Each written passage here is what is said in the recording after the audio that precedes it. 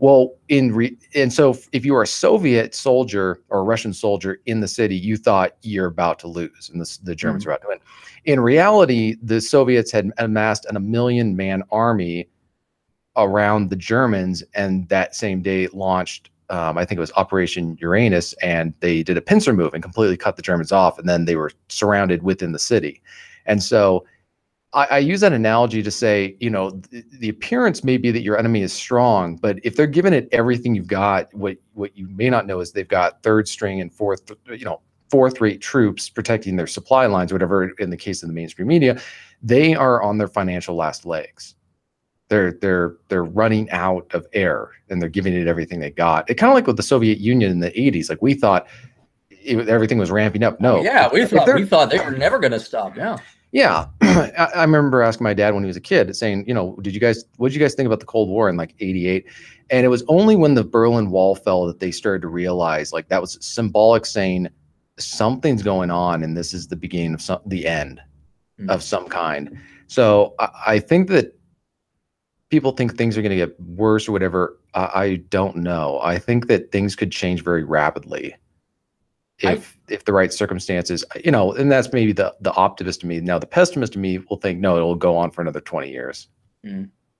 But I just don't even, I don't think journalism even exists anymore. You might have, and that's why I highlighted this piece from the Wall Street Journal, because it was an actual bit of journalism. They discovered something that I'll wait till the rest of the crew gets online. Yeah. And they throw it behind a paywall. I'm like, okay, you had to pay this guy. He had to go and do some investigative work. And then he found out something, and advanced society as well. This is some true fourth branch of government type of protection. But you take out the Wall Street Journal. I mean, even my former favorite publication, The Economist, even that has gone the way of yellow journalism and a political agenda, and become basically a British version of NPR. And so when you've basically just abandoned any pretext or assumption of journalism, and now I get a huge kick out of baby boomer journalists who are complaining that there aren't any jobs while they're still working at a freaking physical paper. They still try to sell we got the well, you probably know this because you are in the industry, but we got the Star Tribune and the Pioneer Press, and they still like, hey, would you like to get the paper subscriptions? What don't you understand about how horse and buggy you are right now? Why do I need this? Well, it's almost like 48 hours late. Well, it's sort of like the analogy I give is that it is like the candle industry. And if somebody is clever and they're smart, what they can do is, for example, even though there are light bulbs and have been for over 100 years, there are still people buying candles, and they're paying a lot of money for candles but the purpose of those candles are not to light your house anymore as a utility. It is there to make your house smell good. It is there to give a certain ambiance or whatever. So if you want to do the same thing with newspapers, you can do it. You just have to think through and be different. Now, so this is where Forney comes in. If it's not even journalism, it's short stories. He's kind of seen a change in the lay of the land, and he's come up with a whole new product. Right. I think Matt has really tapped into a market that has not been catered to at all, and I think that he knows the audience that he's looking for, and he's found it, and it's great to have that success, because as a writer, I now know that if I go write something and it's well written, they're likely to publish it because it's going to be catering to the same type of audience, the same age group, and the same type of people with the way that we're thinking. And also the fact that traditional publishers or whatever online magazines are not going to publish this stuff because it's not what they're looking for. So I'm kind of confused. Help me out.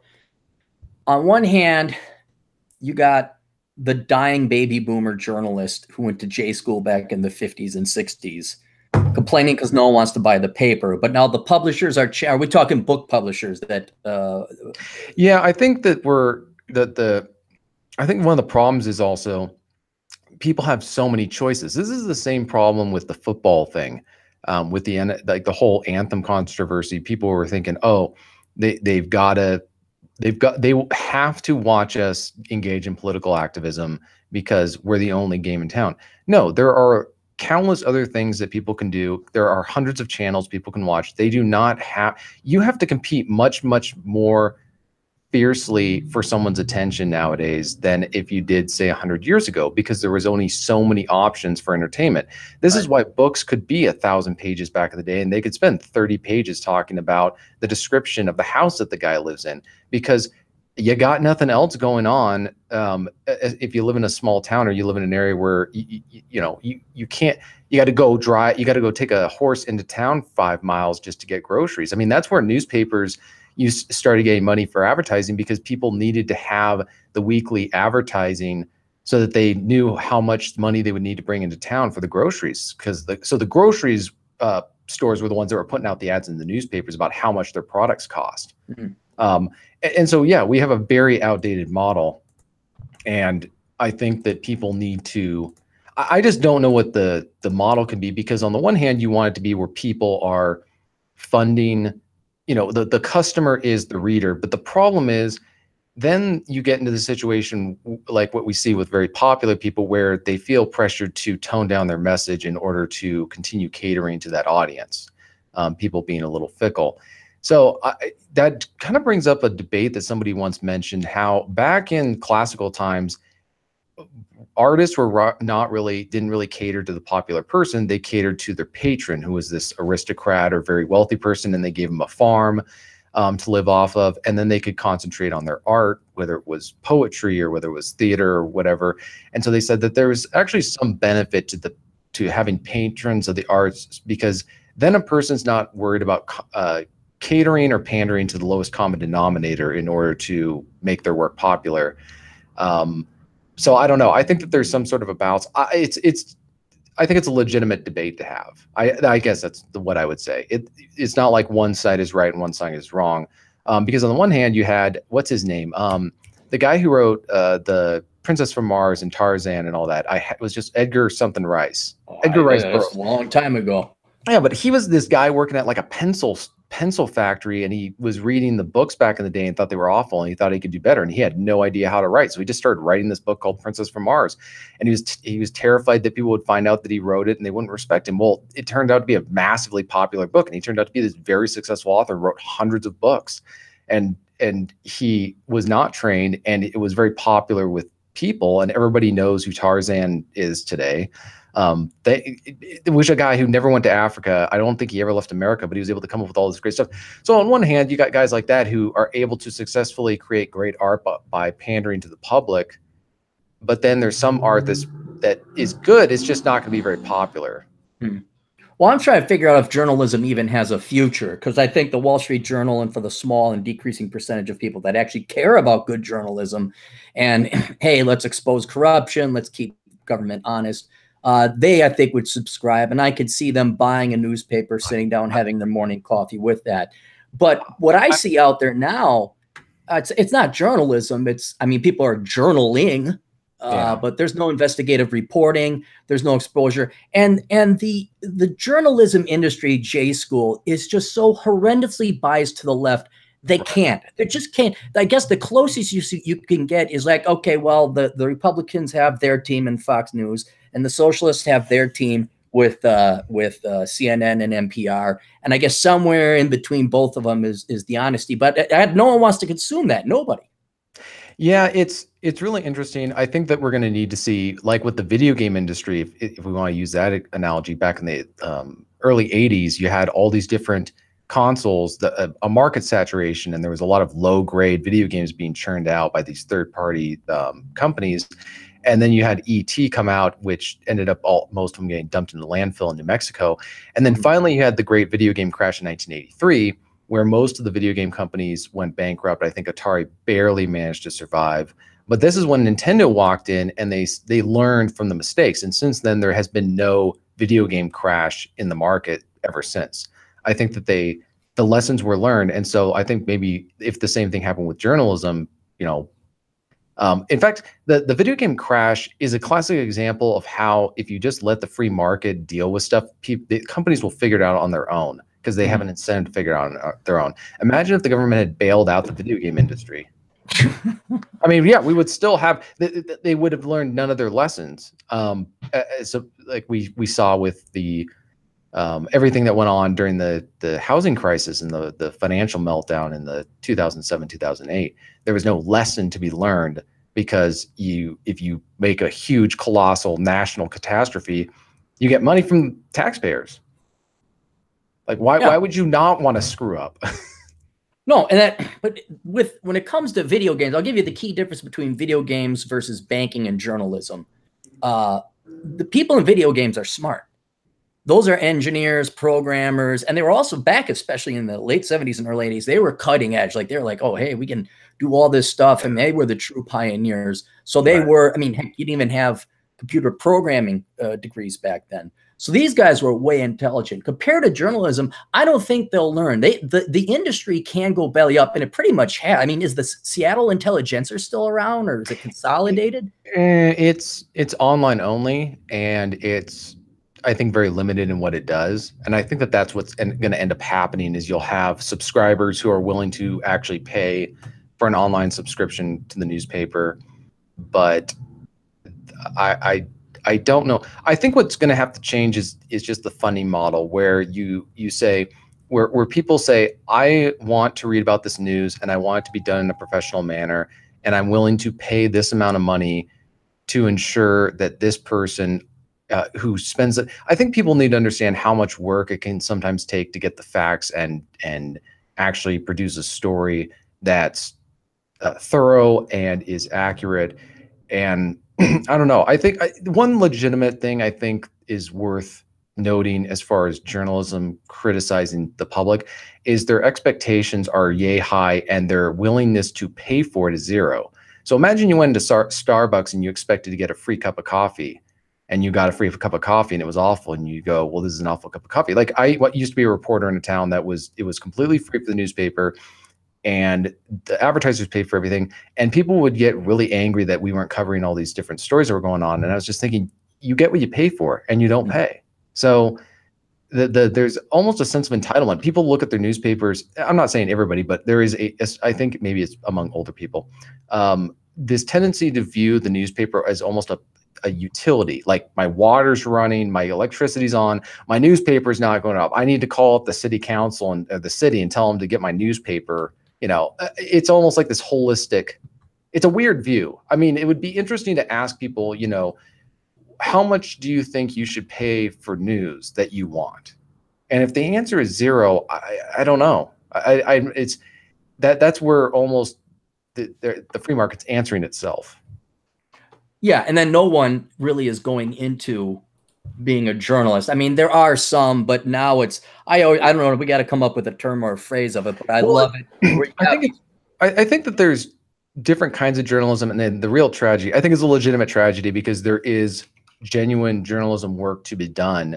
It's just not the focus of like what they go through and what they're taught in their worldview precludes these stories. But I'm not even mainstream media occasionally will do a good story on something that's going on.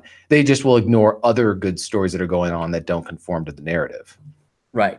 But I'm saying that, and most of the people that are consuming that, I would say, fall into the news junkie area. Where, again, they fall on team A, team B, and well, those are Fox News people, screw them. And those are CNN people, and those are NPR. Really, fuck those guys.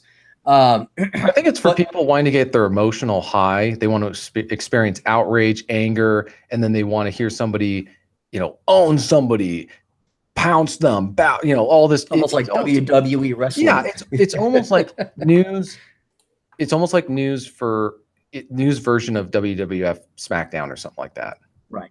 Right. And then where the majority of journalism majors, or people who quote want to be journalists, they're now off on their special niche where they have a website or a blog, or they go work. The model I was going to bring up is where they work for free for prestige, but then they have a trust fund or a rich father or a rich husband, and they're like, and I wrote about like XO Jane, or what's the other ones out there, where they all live it. They live in the Sex and the City lifestyle, but you know they ain't making the rent. And so it truly is a hobby, and you can't even call them journalists, especially if you're writing, you know, soft pieces about whatever the latest feminist indoctrination or shoes or cats or something like that. So, so your mainstream media, that's always been co-opted And now it's just I mean, to work in CN and what, you got to be connected or know somebody, right? You got to be top of your game, right? Right. Oh, well, DT is in the house. DT, you there? Can you hear me? We can, yeah. All right. It's working. For now, it's Windows 10, isn't it? Let me check my task manager. It's fine. For now. It updated. It updated when I wasn't looking. It updated. So apparently it didn't wreck it this time. Wow. I had a horrible week and a half. And it all started. You ever have like one of those days, and it's not one of those days, but one thing goes bad and it just causes a domino effect that ruins all these other things? You ever have one of those where it's like, if I just didn't get up this morning, this one bad thing wouldn't happen, and then nothing else bad would have happened. I would have been way ahead of my skills if I just stayed in bed. Like the butterfly effect. Kind of, yeah. But it almost makes you believe there is a God because it's so statistically impossible. All these bad things are happening to you. You know it has to be on purpose. So yeah, you do. When something bad happens, you go backwards in time and you go, well, if I didn't do that, or if I didn't do that, or if I didn't do that, things would have turned out differently. I think that happens on big life decisions too. That's the stuff that you really regret. But I think you're talking about, if I just didn't, if I had slept in an hour later, I wouldn't have come across this thing. Is that what you're talking about? No, this was, yeah, along the same lines. This was, had I not always done this constant improvement thing. Okay, so that's a life thing. That's a big thing. I won't lie. It's in part why I have the success that I do. But everybody was hammering and hankering for an upgraded camcorder, and I knew I was way overdue. Well, that then set me forth down the path where my computers are so old that essentially I'd have to upgrade my computers. And I get my buddy who's an IT guy. We look at the specs. He's like, yeah, this should be able to handle it. Like, yeah, I can handle it, but for every minute of video, it's going to take 4 minutes to save. Right. I don't have that time. What do you got for a graphics card? Throw in this graphics card. That graphics card screws up the rest of the computer. Now I got to get one with a higher CPU and more RAM. And dominoes. It's dominoes. Dominoes. Yeah. Dominoes. And then my basement flooded. Not a lot, just more of a wet basement. We couldn't find the thing, so I'm pulling up carpet. And then there was the chainsaw. The lawnmower needed a new throttle cable. And there's definitely days like that where if something is going to go wrong, it goes wrong. And in that time period where you're already stressed and you're already like, you're just like, I can't take anymore, and then something else will go wrong. Yeah, yep. I'm sure everybody's experienced that, but definitely people who fix their own shit, they definitely experience it. Yeah. No, and I'll tell you a lesson. Let me tell you a lesson. And TJ, you're the youngin' here, but this is wisdom. I'm not shopping at physical stores anymore unless I absolutely have to. I'm done with them. Because you would think throttle cable for a lawnmower. Okay, DT, where would you go to get a throttle cable for a lawnmower? For a lawnmower? First hardware store, Northern Tool and Equipment. Okay. Yeah. What's the #1 hardware store that comes to your mind? Well, I mean, my favorite's Menards, but Home Depot probably too. All right. And let's say there was one that's a little bit closer. The local Ace. hardware. Ace or True Hardware. Value. Yeah, or Hardware Hank or something. Yeah. Hardware, right. Is Coast to Coast a hardware? Or was that something else? I don't That's know. going way back. Anyway, so I go to True Value Hardware, right? Hardware. Yep. You think this is where it's going to be. They have a repair shop in the back. So I go in there with my cable. I got just a cable. It's got 2 little Z hooks on the end. And I'm thinking like, okay, I measured it. It's 72 inches. I say, I need 2 ZN cables. I can even pinch them off myself. Can you cut me about this much length of cable? Like, we don't service small engines here anymore. I'm like, what? You guys you're True Value Hardware. This is like, what do they fix? Boeing 747s? And so I just like, we don't do small stuff here. Well, and already I knew this was the way that the day was going to go. So I thought, you know how you win these days, DT? When everything's going bad, you know how you win them? I would say press the accelerator down, but it's either that or the brake. Yeah. It's either full on brake or full on accelerator. Right. So I'm going full on throttle. Like, I am not, we are getting this stuff done. Exactly. The captain is not. So to save time, but not money, but to save time, I'm like, okay, where do I go? They say, you got to go down to this other Gerton's Home and Garden thing. And they got, so I go down there. I have my cable. Now already two trips now. You know how valuable time is to me. So I'm at 2 trips. And I go in and I'm like, hi, I need a cable 72 inches Z ends on both. It's like, oh, well, what kind of lawnmower is it for? I'm like, oh, does it matter? I don't know. Don't you just cut cable? It's like, no, we need to know the lawnmower. So now I'm like, old captain's got to drive all the way back. Get a picture of really? Oh, yes, because nobody was home. No one was home. No one in my town was home. So I had to drive all the way back, take a picture of the fucking lawnmower, and I was about to go back to it, but I sensed the zen and how life wanted to screw me over that day. Yeah. And what I realized, you called, right? You called? I was going to call. Because it would have been another round trip, 40 minutes, right. And that's just round trip. I said, you know what? I'm going to borrow my neighbor's lawnmower and I'm going to order this online because I have not had bad experiences with stuff online. I'm now going back to this place a third time. I've wasted an hour, 20 of my minutes. If I keep shopping in person, going from place to place to place, well, all these physical stores, oh, we don't carry that anymore. Oh, we don't have that. Oh, it's at our other store. Oh, run over here. It's like one of those 90s role-playing games where you got to go get the magic duck so that you could trade it in for the wizard who will go get you the magic rock that you can go in and trade it with the warlock and she'll get you the magic stone and then inevitably you can make the magic fucking sword. Like Legend of Zelda almost. Yeah.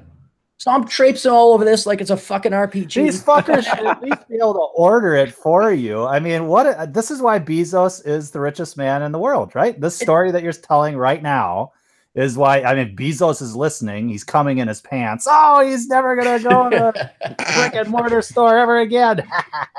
You know, he's probably saying it's the Aaron Clary saying this. I'm set. I'm golden. I don't have to worry ever again. Right. As if his 100 billion didn't already. Yeah.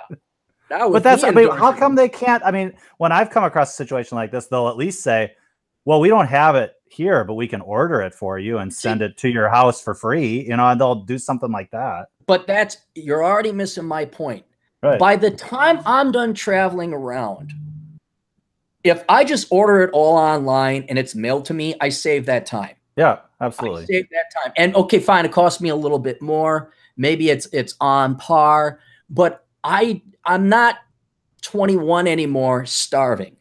Time is much more important to me than money right now because I just don't have that many expenses. And so it's worth to me paying an extra $5 or $10 because here's the other thing. When you factor in gas and playing the dick around, fuck around, find the cable and Legend of Zelda game for your magic lawnmower, all right, you waste more in gas than you would actually any kind of savings that you would if you got the actual throttle at the local shop. Well, if that first store had just helped you, you know, you went there thinking it was going to be there so you could just get it done that day. And if that first store said, we don't have it in stock, we can order it for you and it'll be there in 2 days, how would you have responded? Would you have said, no, I got to push it to the accelerator, go to the next store? Or would you have said, I would have gone to the next store because I wanted to get it done that day. Yeah. And all I did was redline the engine and all the wheels fell off. They all fell. I got so bad I ended up going like on a 4-day bender. And so, yeah, see, I was going to ask you, see, your Facebook was down, right? So I sent you a PM today. I listened to your last podcast and I said, he's either drunk or he's got a brain tumor. So this last podcast, is that what you're talking about? You went on a bender? Yeah, I was, although I wasn't you were a little, I could tell. Yeah, I had a couple in me. And, you weren't as quick. Your speech wasn't as quick. No, I was very tired. Dude, I was also tired. That was another thing. Okay. Because it was like sleeping in a moldy basement, you know, fighting it with that decontaminant spray and bleach. And then the other thing with, you know, because everyone gets a little water in their basement. That happens from time to time. This water wasn't going away. It's like it's coming up out of the ground, not coming from rain or anything like that. that, yeah, no, it was that bad where I'm like, that's it, I'm done. I don't care anymore. And had some fun, but we're not going to be doing that for quite some time ever again. The old captain will just. You're in a really good mood when I saw you last. A fantastic mood. You said, I got this new camera and it's great. And all but I didn't know. That was just like what, the first date or something.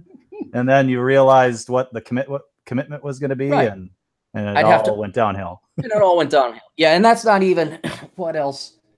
Oh, there's like a bee infestation. I got carpenter bees. Ooh. And now I got to look that up. So I had to buy Dryon and a sprayer. There's another $40 gone, but I bought it through Amazon this time. I wasn't going to go down to the bee assassin store in the Legend of Zelda game. I just ordered that online. But yeah, it's one of those weeks where it wasn't going to end. And I'm like, that's it. I need to take 4 days off. And I did, but I don't think I actually rested. I think I just had a hangover yesterday. That was you sound better now. Thank you. It's not a tumor. No, it's not a tumor. No, it is not. So anyway, what's the latest up there, DT? Everything's well in the world of DT land? Yeah, everything's fine. Yep. Got the, like we talked about last week. The raise came through and the extra vacation came through, and now it's time to earn my money, I guess. And so that's all good, and yeah, everything's fine. Did you ever leave, or did you? No, I didn't have to. They got it all. They actually got it all done before what technically was my 2 weeks last day. So good. But once they said that they were going to get it done, I'm like, okay. I didn't say, oh, okay, I withdraw my 2 weeks. Then I just said, yeah, that sounds good. Yeah. So it still kept I guess the accelerator was down to the floor. When you get an offer on the table. What? When you get an offer on the table. Right, exactly. Yep. No, I was ready. If it didn't come through, I was ready to just bolt, immediately, but it did, so. I also call it the Eva Mendes first date principle. Yeah, I've heard that. Yeah. TJ, do you know when you're on a date with Eva Mendes? No. It's when you're on the actual date with Eva Mendes. That's how you know you'll be on a date with her. I figured. Yeah. Good to know. I'm giving you guys pearls of wisdom. Public service announcement by Cappy. It's not happening until it's happening. Right? Anything's gonna happen. It's gonna happen out there. You know when you make your money. I got it that time. Wait, what was that? That was the Captain Ron quote. Oh, because that's my avatar. What was that horrible damn one? Big Trouble in Little China. That other. That's awesome. It was a stupid fun movie. I remember watching that and thinking, this is the dumbest thing, but it's kind of fun because it's Kurt Russell. See, I call Aaron the Jack Burton of the Manosphere. I don't know if you agree with that, TJ, or not, but I've told it to Aaron before, so that's okay. Let me tell you something. Well, you misled me because you're like, hey, you want to come over and watch this movie? It's got Kurt Russell. I'm like, oh, Kurt Russell's pretty cool. Yeah, it's Big Trouble in Little China, big cult movie, and kind of reminds me of you. He's like this cool guy, he rides the truck. He's like, if you ever listen to Old Jack, and I'm like, yeah, let's watch it. It was ass of a movie. It's awesome. Speaking of films, Cappy, have you seen Dr. Strangelove yet? No, I have. Did you not listen to the first 15 minutes of this damn show? I've been playing time for that. You said you took 4 days off. You're telling me in 4 days you could. Well, basically, I did some work. I played up with Asshole Consulting. I watched Dirty Rotten Scoundrels. I watched Midnight Run. Oh, Dirty Rotten Scoundrels is a great film. Right. I watched Night and Day. Not a terribly popular one, but it's very charming and funny. Then what else? I spent a bunch of time with my nieces. Yeah, I mean, it was busy, relaxing, having fun. But no, I did not get to watching Dr. Strangelove.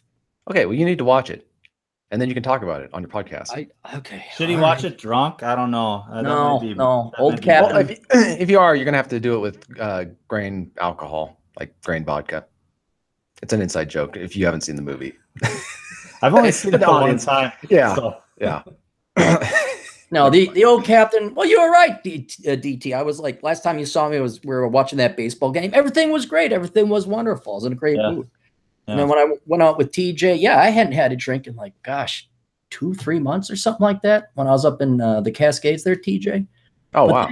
Man, life just comes in sometimes and it just bashes your head in. You're like, oh. And I can go back to like when I was younger. I'm like, well, I can't afford booze and you don't need booze and da-da-da. And then it's like, oh, now I know why booze existed, because all your problems go away temporarily as far as you're concerned. It reminds me of that scene from the Red Dawn, the 1984, the actual good version, where the Colonel Tanner, or whatever his name is, he's planning an attack on this Russian POW camp, and he's like, "There's a flank, and we're going to do this defilade and all that. Any questions?" And one of the kids goes, "What's a flank? What's a defilade? Why don't you just shoot at him?" And he's like, "I need a drink." Oh, sure. Well, hey, it's a free HBO weekend, or this last weekend was free HBO weekend, which is always bad for me because that's when I catch up on movies.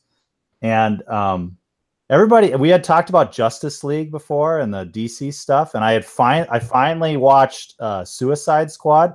I thought that was heads and shoulders above Justice League. I thought, and when you compare those two movies, I don't know if you guys have seen it or not, but Suicide Squad got a really bad rap, and so I wasn't expecting much.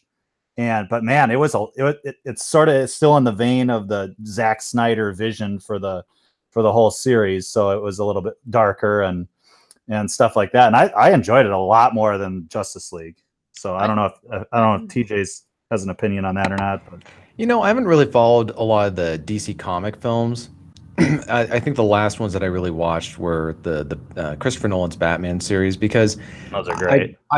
This is just my personal take on Superman. I don't think they've ever done a good Superman live action film. I don't think the ones with Christopher Reeves was good. I don't think that any of the new ones were good. I think that they've always struggled to do Superman well. I thought the animated version that came out by Bruce Timm back in the 90s that I grew up on, I thought that they did a much better job of that. So I really haven't followed it, like the Suicide Squad or anything like that. I kind of dropped out of following that stuff as I got older. The best version of Superman's probably Smallville. I would say the first few seasons of Smallville, that was really good. I don't know why they had such a hard time with that character. Like trying to do an actual good Superman film. They should have borrowed from the Max Fletcher cartoon shows from the 40s. That's what Bruce Timm based the Batman animated series in the early 90s off of, as far as the style of the animation and all that. So they keep setting it in modern times when they should be setting it back in the day when Superman was first conceived. Yeah. And just, I'm sorry, but that era just is much more iconic and looks cooler, and they can have it. They can just do different stuff with that. Kind of like Captain America. They did a Captain America back in the 90s that apparently I just discovered, which was terrible. And then they did the one back in, I think, 2011, where they did a really good. Yeah, they did that right. So they can do it right. They just have to know what they're. They have to. I guess the story they have to get right. Like what the film is really about. Well, you have your I wouldn't say bias, but your preference towards film noir, and one series that really did it well and didn't try to change its origins was the 90s Batman animated cartoon series. Right. The Batman. Where Gotham was this dark 1930s, 1940s place. People are wearing fedoras. I mean, even the cars look like they came from it, even though there was the bad computer and all that. And if they were just to harken back to that, I think, not leaving too far away from the origin story would do it well. And what's cool is for that, I remember listening to a documentary when they were talking about how they were able to include technology from the future or from our present day.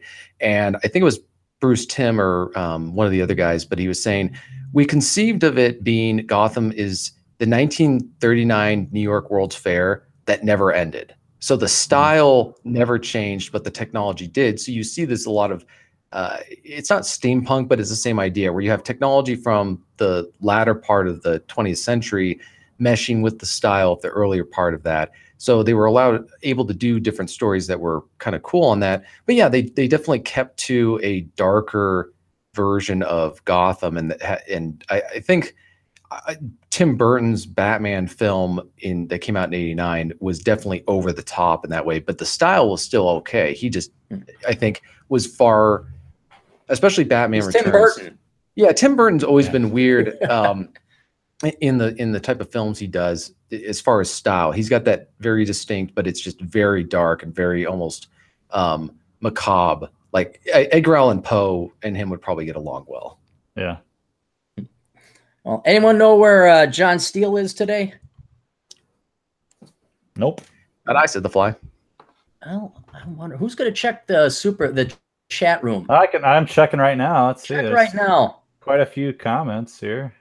Because I have qualified for monetization, but I'm now currently under review to get approved. So I knew it was going to be one of those things where it's like, no, we just can't approve you. So they will send me an email and they'll let me know if I've done well and we've esteemed them. Yeah, so super chats, like the past two podcasts I've done where I promised, yeah, we'll have super chats next week. Well, here's a third premise. We'll have super chats next week.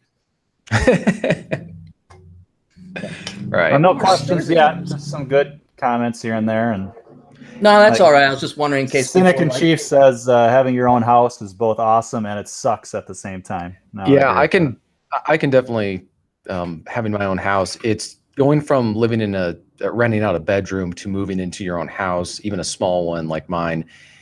There's just so much maintenance. I have a huge yard that I keep trying to. I'm frantically trying to keep green, or at least a mild green color, because it's 90 degrees out here, and you just have to have the sprinklers going constantly, and you have to water everything to keep it green. But then you've also got to just keep the stuff like just doing the dishes. Then you got to do the laundry. Then you got to sweep, brush the your floor. Teeth. Well, I'm just saying that's your socks. Yeah, but I'm just saying you're trying to, you're doing house projects. Like on top of that, I'm trying to finish the drywall for my living room area where I got the fireplace that we just installed and all that other stuff. And I think the other part of it is I'm just gone constantly, or I've got other projects that I'm trying to do as far as writing, or I'm doing podcasts and all that. So it's definitely an additional, it's a blessing and a curse. Though so far I haven't had anything like catastrophically bad happen. Far as give it time. No. Go buy a throttle cable for a lawnmower. I actually don't have a lawnmower. I borrow it from a neighbor. That little postage stamp. You honestly know what I do, TJ? Just so it's easy, and 1 or 2 lawnmowers, I'd guess. Get yourself one of those non-motorized push lawnmowers where it just has the blades. Right. Yeah. Okay, or get one of the electric ones. Don't dick around with carburetors. Don't dick around with bad gas. I would go and get one of those electric lithium battery ones. Do you want one of those push mowers, Cappy? I got one. I never use it. Is it sharpened? If you want it. Is it sharpened? It's hardly ever been used, so it's got to be sharp. Well, yeah, but unless it's rusty, now it's not. Now it just has tetanus on it. I think it's self-sharpening. I think that's what they're supposed to be. Is they sort of, when you use them, it sharpens it. Nah, because if this one's gonna go, I'm gonna go get an electric one, because there's one that like folds up like Voltron, and it fits in like this little thing, and it's does it try to destroy the world at some point? No, Voltron was the defender of the universe, young man. Yeah. So you're turning down a free push mower? It's not free. It's not free, because I gotta drive up here. Yeah, I gotta drive up there, then I'm gonna have to sharpen it, and I'm just thinking about, well, look, I can go over to the Menards and I can get one of those, or maybe I could go online. Maybe Amazon will deliver it to me, and I'll go through the great ones of somebody else's affiliate program. How about goats? You could buy some goats. Yeah, goats come with their own. They could eat the grass, and yeah. Oh no, it's funny. In Leavenworth, there is a goat where I live. There is a goat that by the golf course where they have it eating food, and so there's always a crowd on the sidewalk just trying to watch it and see what it's going to do. I was like, no, yeah, people, it's going to eat grass. That's why they have it. Is he like the neighborhood goat? He just walks through town? No, he's in a fenced-in area along the hillside that's right next to this golf course that people can rent out or do stuff on. But there's this goat that they just have eating the grass all day long, and so people are always stopping to take pictures, especially the tourists. Does he have a name? I wouldn't know. I've never met the owners, wouldn't know who they are, and I've seen that thing too many times to really, that's a downside to kind of moving to a tourist town that's really nice like when I first used to go there just for the weekend to get away from everything, it was almost like a mini or a diet Disneyland for me, because you're just getting away. It's a weekend vacation getaway. But then when you're there every single day, everything tends to lose its luster when you see it on a daily basis. I wouldn't necessarily say that familiarity breeds contempt, but it just loses the excitement of the that's novelty. All novelty wears off. Yeah, and I think that if people were asking me, this is a great place, would you recommend I move here? I would say you can, but you just need to know here's the reality of living here. Kind of like when I went to the Humane Society and I met with one of the people who ran it, and I said, I want the brass tacks, I want the non-glamorous depiction of what life will be like when I bring this dog, a dog back to my house. And they, were very direct with me about it, and I decided not to get a dog. And then I discovered that my neighbor had a dog, and I didn't have to have one for myself.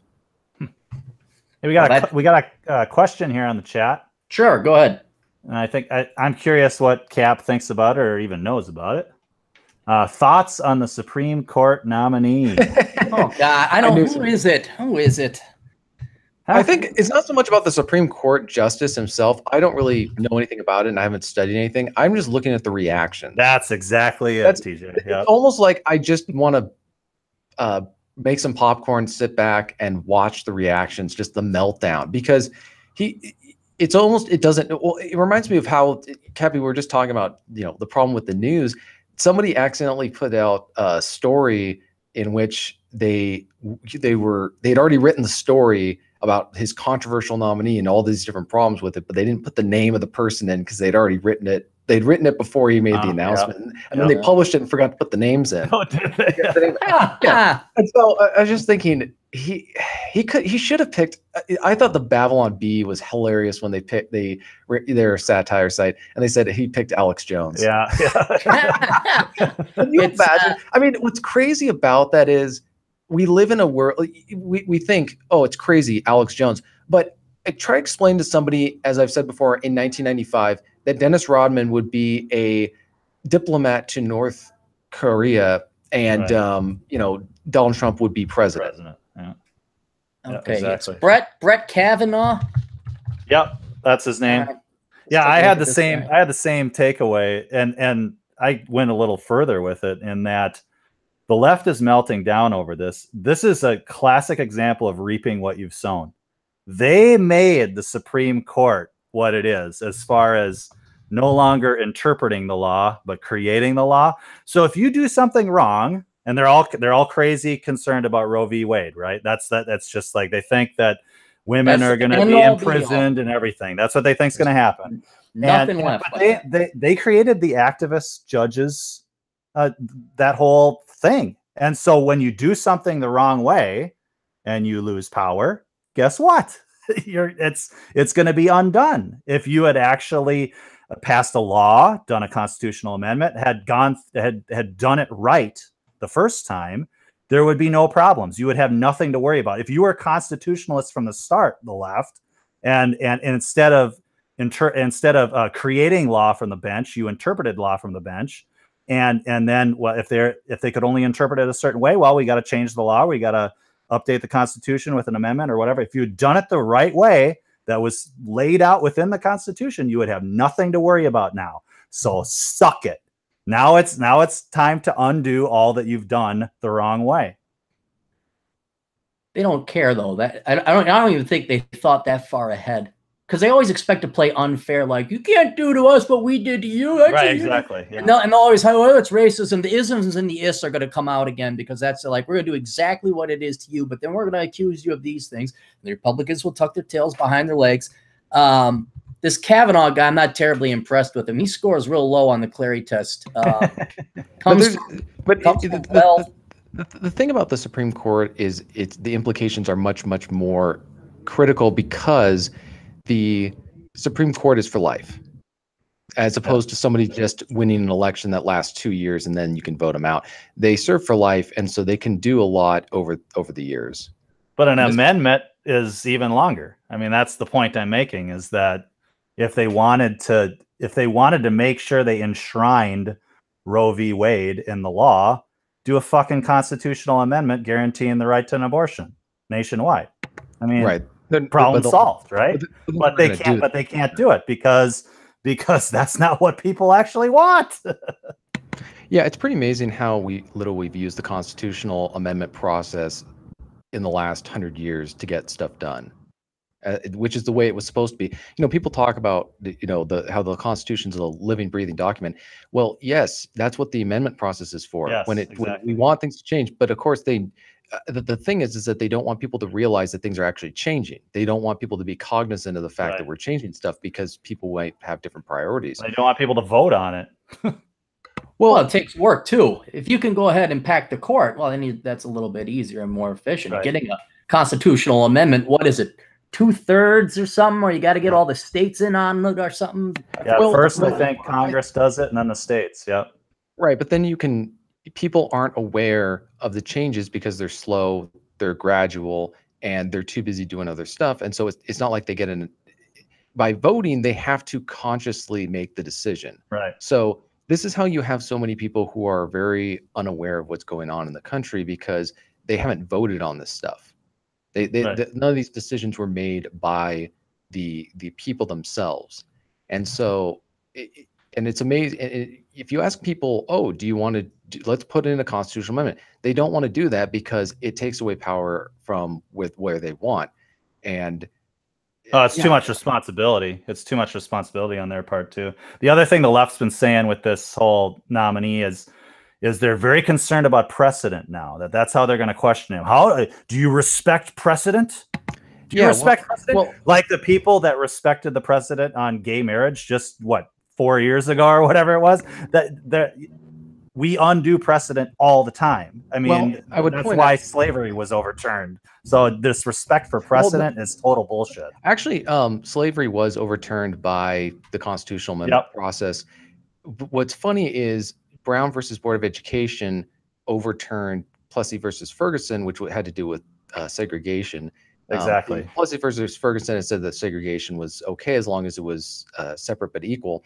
And the Supreme Court in Brown versus Board of Education just overturned that by saying, it's inherently unequal to have things separate, but they were overturning precedent. So this idea of honoring precedent is ridiculous. My whole thought is, if you think that they did an interpretation wrong back then, you can overturn it, but you have to give a sufficient explanation for why. Yep.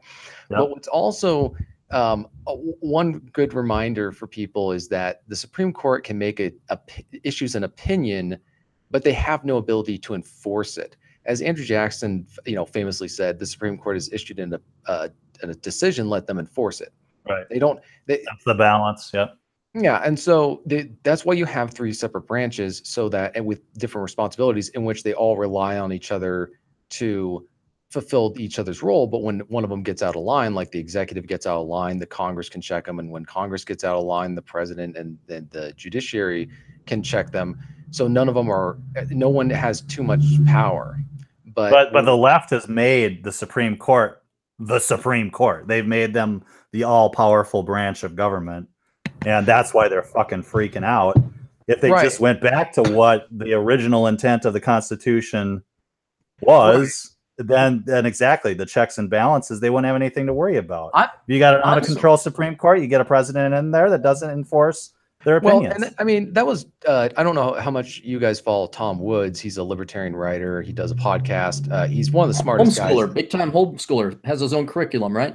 That he did the Ron Paul school curriculum. He's one of the smartest guys out there, but he was, after the election and everybody was having the meltdown and the inauguration and stuff like that, he just said, look, these people should not be pitied at all, because this is a system they created. Now they don't like the guy in charge. They don't like the guy with the president. But then you're seeing the same thing with the judiciary. They created a system or a setup in which it was acceptable for 5 people, because you only need a majority to have it rule one way or the other. 5 people can make a decision that affects 33 million or 330 million people in the country.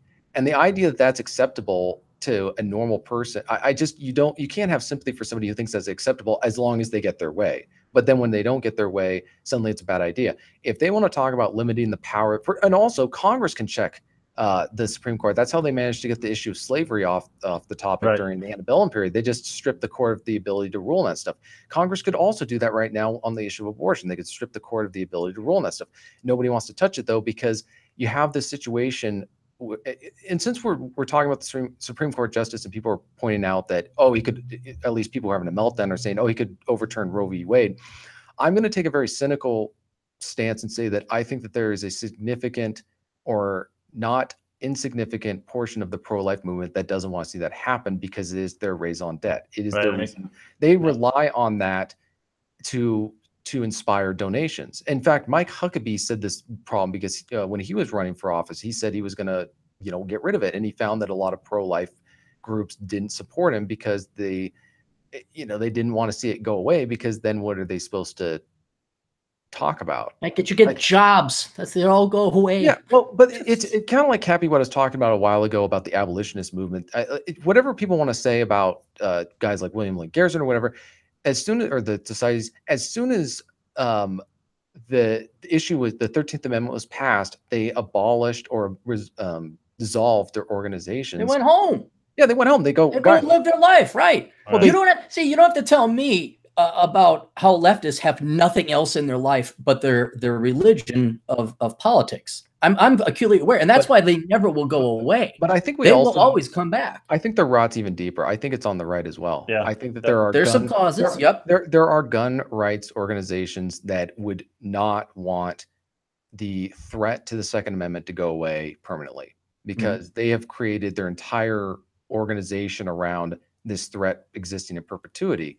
And we can see that with other organizations, when their funding model requires an enemy or a foe to inspire donations or subscriptions or whatever it is, you don't want to see the enemy go away. No, Mothers Against Drunk Drivers. I want to know what the BAC limit's going to be 30 years from now. Is it going to be like Finland where it's 0.02? Well, if you walk past a distillery and take in a big breath, you're going to be not able to drive, according to the Finlanders. Well, think about that line from The Dark Knight, which was I think one of the best films ever made, where the Joker said, Batman says, "Why do you want to kill me?" And the Joker laughs and says, I don't want to kill you. What would I do without you?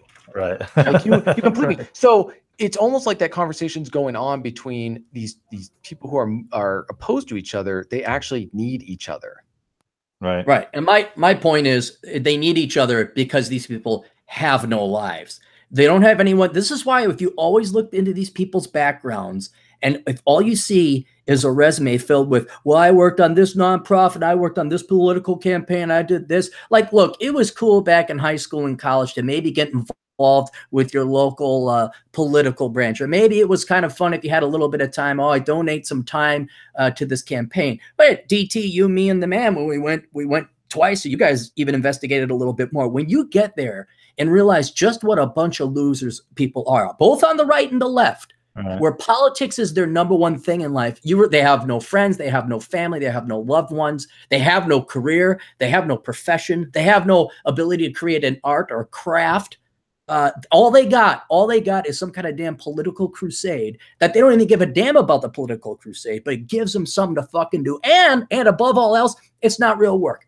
It doesn't take a lot. I'm against drunk drivers. Holy shit, you went off on a limb there, sweetheart. Right. Tell me more, Toots. What should the BAC be this week? But that's the point that I think a lot of people like Tom Woods has pointed out is, back in the day, if you were, let's say in 1850, if you're an abolitionist, you were opposed to slavery on moral grounds, not economic grounds. You were like 4 or 5% of the voting population at the time.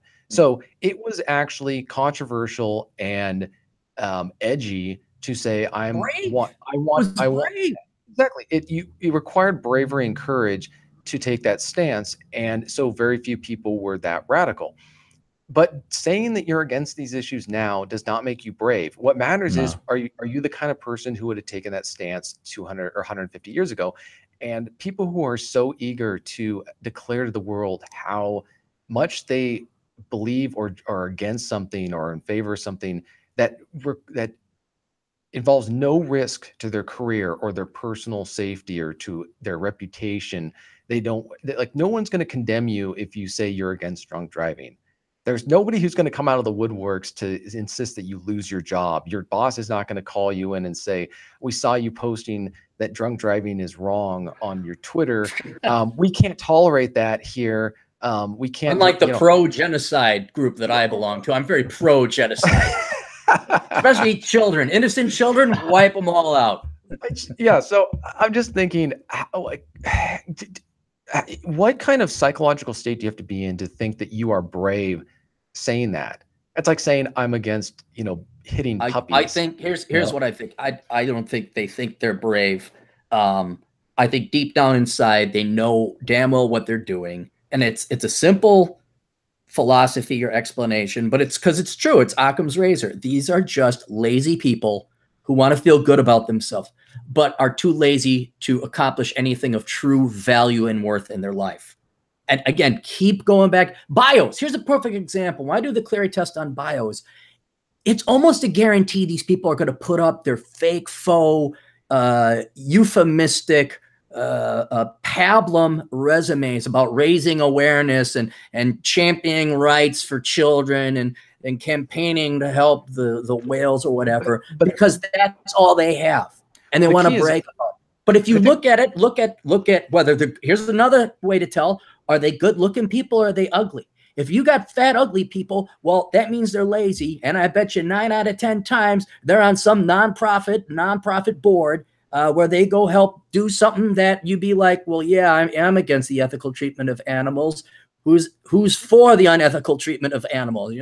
So that's what it is. It's just laziness, but they just can't be a good welfare parasite and go collect a government check. They got to go and masturbate their egos, be it in school, academia, politics, nonprofit. Lawyers is another very common thing. You get these idiot dipshit liberal arts majors. They go on to law school because they don't know any better. And it wasn't a tier 1 law school. So what are they going to do? And all the law schools now have social justice warrior programming trained. Now they're going to go save some other group that no one was ever against in the first place. These are worthless people. And if you look at them, they have nothing in their lives, nothing.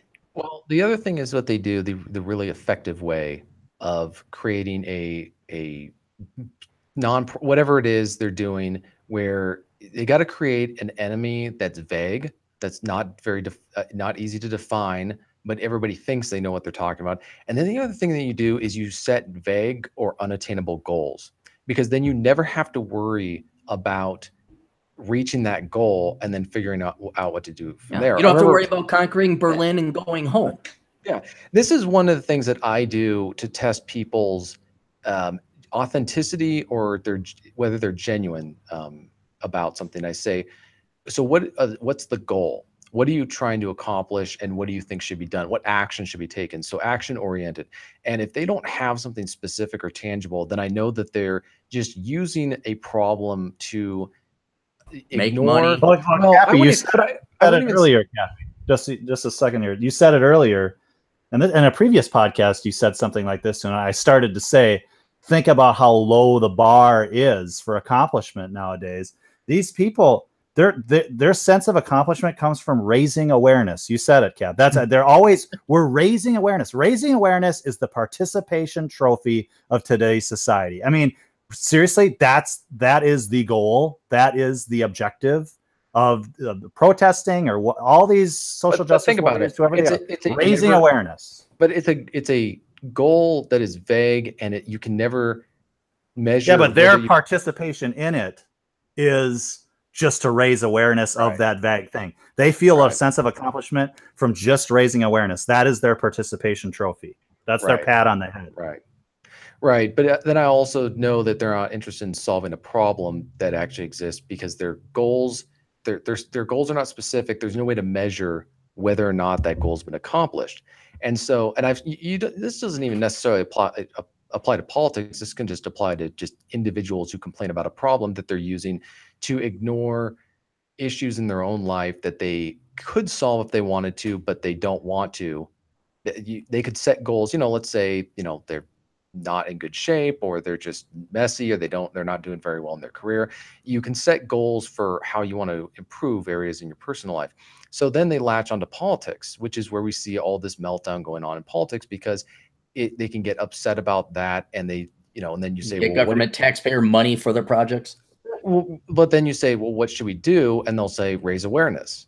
And I'm raising awareness again. That, you know, and that means going on social media, going on Twitter. So that's when we're always seeing people espousing their views on every single issue that shows up in the mainstream media or shows up in just national news, because that's a way to distract from the fact that they could make changes in their own life, but it's a lot harder to do that. Like you're saying, let me point out something very insightful. I was over hanging out with the great one himself in Fort Collins, and he always saves clippings from the Colorado State University out there, one of the campuses that's out there. And it was an outdated article, but important nonetheless, because it was a girl who was writing about 4 or 5 young young men at Colorado State University who came up with a pill or a powder or something, and you could put it in your drink, and if it turned blue or something like that, it had been laced with Spanish fly.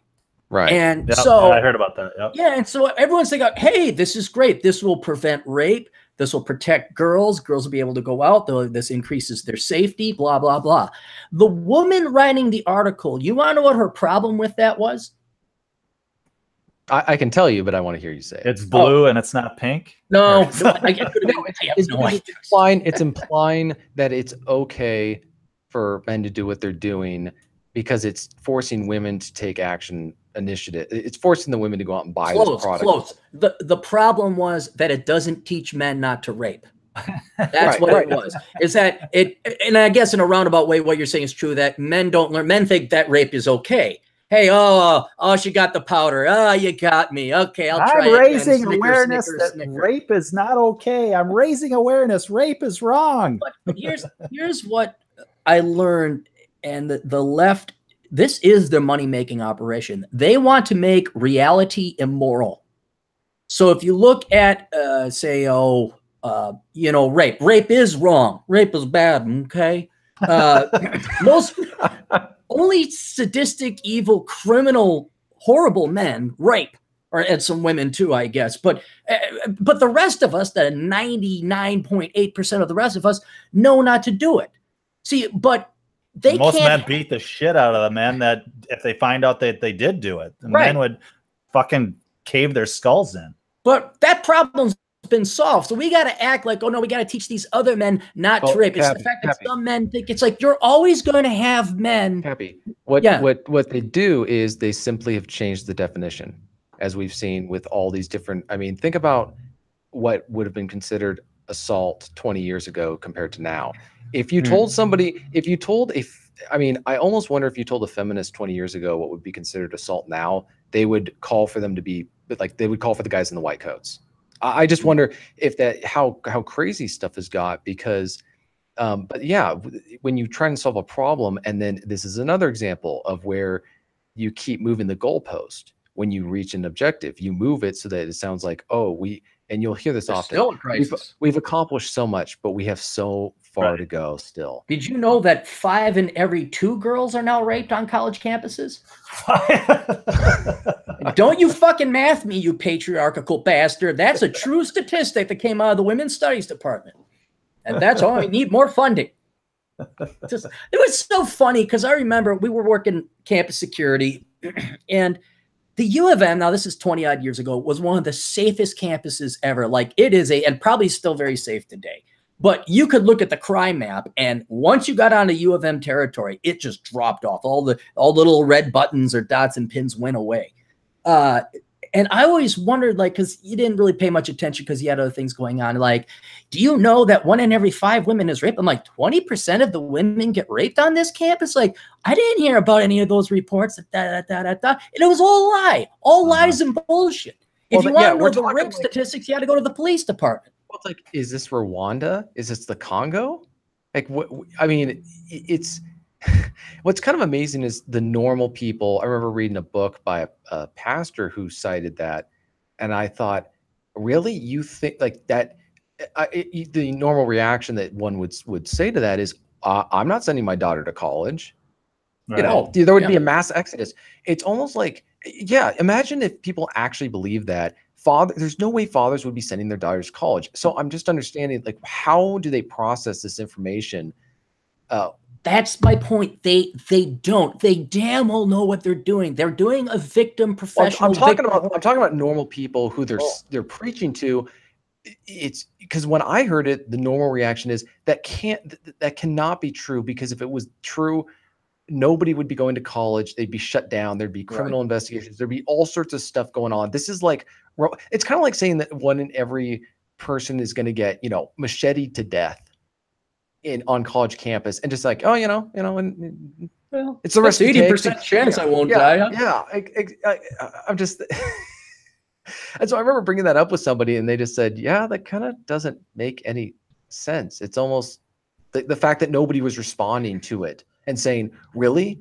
I'm not going to send my daughter to to college if this statistic is true. So I was wondering, what is the normal reaction? Are they have they completely checked out of this discussion? And so only self-appointed experts?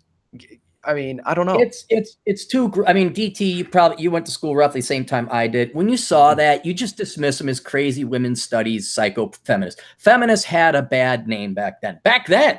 And they weren't trying even half the shit they're trying now.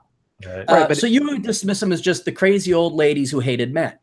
But I don't know now what percent of kids do today. I really don't, male or female. But I think they're scared. I think they've just been beaten down. I mean, they'll hear that statistic and they'll go, well, okay, yeah, well, if you say so, and they won't say anything, contrary to it, or just keeping their head down so they can get their degree. Yeah, I mean, there are a lot of people that go to college. Even back when I went to college, a friend of mine, basically, he was taking a course, and they were trying to say that the IQ test was racist or something like that. And they used this example of, well, you ask, what's the color of a banana? And most people will say yellow, but poor black people have never seen a yellow banana. Their bananas are brown and yellow, right? And then my friend raises his hand and says, I've never seen a giraffe. So bullshit. I call bullshit on this whole excuse for IQ tests being racist and all of that. And he talked to his dad about it, like they're teaching me shit that is just wrong. What do I do? And his dad said, just keep your head down, get your degree, get out of there. I think a lot of people think that way. Yeah, but Cappy, one thing we got to keep in mind is not getting hung up on labels, because I would say the number of people who subscribe to feminist or feminism as a philosophy are a lot of people. They just don't think of themselves as feminists, and they don't call themselves feminists, but it's about ideas. And that's one of the effective things that has been done is they've convinced people to embrace ideas without realizing what they're embracing. Kind of like with the Supreme Court making decisions on behalf of the American people instead of the constitutional amendment process. They don't realize what's going on there, and it's slowly integrated into the society, all these changes. And so you send girls to school, they learn in English class about all this different stuff, and then they come out, but they've internalized it, and then they go out there and they, of course, they don't have blue hair. The first summer back, they get home and their dad's like, what the hell happened to your hair and who the hell are you? Well, I'm thinking, of course, at what point do these fathers start taking responsibility for their role in this? They don't. It drives me nuts. Well, and I'm gonna call this guy out because it pissed me the frick off. We got a show here called Garage Logic. Love the show. Everybody on it's great. Nothing wrong with it. And there was a protest at DT, what's the chicks all school girl thing in St. Paul? Oh, all girls school? Yeah. I don't know what it's called. No. St. Kate's. St. Kate's. Yeah. St. Kate's. So they're talking about how the St. Kate's, it's an all girls school. And so they want to have all women leaders come in and do a speech or a seminar or symposium on being a woman who leads. And you're thinking like, oh, that's great. Yeah, it's all girls school, bring in all female leaders. Why wouldn't you? Well, they had to cancel it because there were too many white women leaders in the panel and not enough minority. And so the rookie host, Rookie is his nickname, Baby just gets thrown out with the bathwater. The baby's just like, with the bathwater on that one. So his daughter goes there, and this is not a cheap school. I'm like, how are you the daughter? How do you have your daughter? You're in a conservative right-wing talk show program, and not even right-wing. I think they're very more libertarian. You've been talking about the decay of academia, and here you are. You know what's going, and you let her go? Right.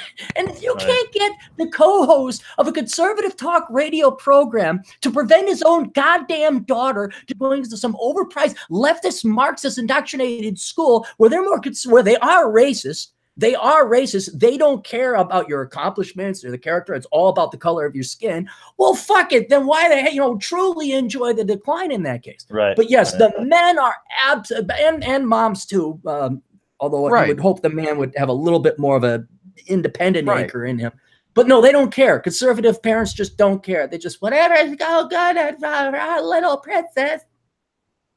Yeah, and this is after. It's not like this is before the internet, ladies and gentlemen. This is in the age when all this information, and it's not like the people are being secretive about it now. Oh, they're in your. Yeah, it's like you have to go hide in the mountains, like I do, to get away from it. And so if you're not out in the mountains, playing Jim Bridger or whatever, you know that this is going on. So what's your excuse? Like this is every time I see one of these cases, you just look and say, okay, there was a father, and if he wasn't kicked out of the house or left, we like the blame has to at some point. These guys have got to feel the pressure. I don't know how, but they think that they can just sit back and let the society. I don't know. Well, it's like how with my daughters, I do not allow them to be on their devices for long periods of time. I just refuse. It's like these can't do that, but every other parent will let them. And all the other kids are doing it, so they're going to feel left out if they're not on their devices, becoming zombies. I think it's just about integrity. It's about what is true, and you live that truth. And most people are full of shit. I think that's actually the problem, is that everybody's upset. I've been wanting to talk about this on my own podcast. People are very, very, they prioritize fitting in socially at like the top.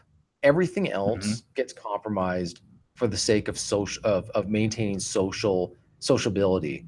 And so, yeah, they don't want to raise their kids differently than the other kids. So what you get is the lowest common denominator.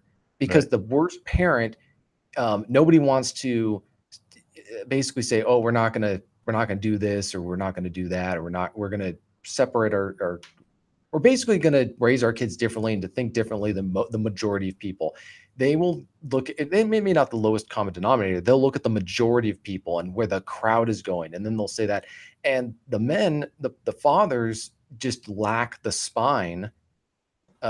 Or the resolve or the will to say, no, this is complete crap. Here's a great example that every parent should be fucking terrified of. There is this app called Singly or something like that. I can't remember what it's called exactly, but kids use it to basically lip sync songs and make a video and have that. You can either have it be private with just your friends, just like any videos that we do. Or you can have it be public. Fucking pedophiles go look at that shit and try to get with these kids. And it's like you parents are idiots letting your Musically, that's what it's called, Musically. You can look up articles online that basically warn parents about how pedophiles are on there watching your kids. And kids just once you film your face and you film a few things around you or whatever, somebody can track you down. Easy. It's easy. Right. But parents will let their kids do this shit because all their friends are doing it and they're having so much fun. And there isn't that much of a risk but there is. And even the chance of a fucking pedophile kidnapping your kid isn't enough to put your foot down. I mean, it's crazy. That's a less than a 1 in 1,000 chance. There's a 65% chance you're going to go major in stupid shit. There's 100%. There's 100% chance that in your school, in your 4 years of college classes, they're going to force you to take leftist, Marxist, indoctrinated bullshit. Right. And there's no, and you guys are right. It's spineless fathers, lazy parents. I do charter the fathers with more responsibility on this one than I would the mothers. I think that's what men are there to do. It's our job to be assholes. It's our job to say no and be assholes. That's our job. We're bad cop. We play bad cop. I just don't want to hear anything about people lecturing those of us who and I'm speaking as a bachelor with obviously no kids, but one of the things that I would definitely instill in my kids is the sense that and this is when they get older, not necessarily young, they're still under my supervision, and so it's my responsibility, but when they become adults, there are unconditional love. That doesn't mean I want you around me if you do certain things. If you cross certain lines with me, you will be more or less dead to me, as far as just being a part of my life. And that's called respect, because this is one of the other problems. People have no self-respect. Their kids can basically disrespect them in a way because they don't respect themselves. Like kids have got to know if they do certain things.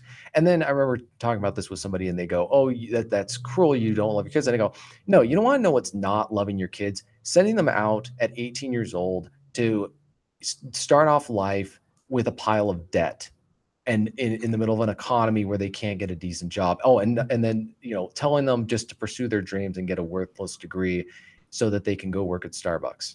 And then constantly telling them that their dream is just around the corner. And this one, don't forget this. This comes with that order of fries and a Big Mac. People will like you for your personality, especially girls. So be very nice and sweet and kind to them at all times. Well, that's the thing. It's the debt of your mind too. And maybe a debt is not the right word, but your mind has misinformation. It's not been filled with the truth. It's been filled with lies. And so when you're sent out into the world with your head full of lies and things don't work out for you, it takes a long fucking time to reprogram yourself. Well, I always point out we were the last generation to have to figure it out via analog.